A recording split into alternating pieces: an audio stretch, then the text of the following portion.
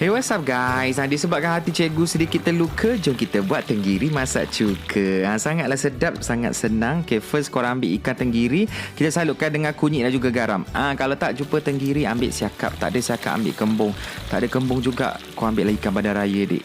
Selamatkan alam sekitar, guna ikan badan raya pun bagus juga. Okay, lepas tu korang masukkan 2 batang serai yang dah potong tengah, 1 biji bawang merah, 6 biji bawang ros macam ni yang tak potong, 6 ulas bawang putih, 1 sudu kecil biji sawi, kacang kejap. Daripada kita masukkan halia sikit, terpelanting halia merajuk kan. Lepas tu masukkan dalam 5-6 biji cili padi yang dipotong tengah lah.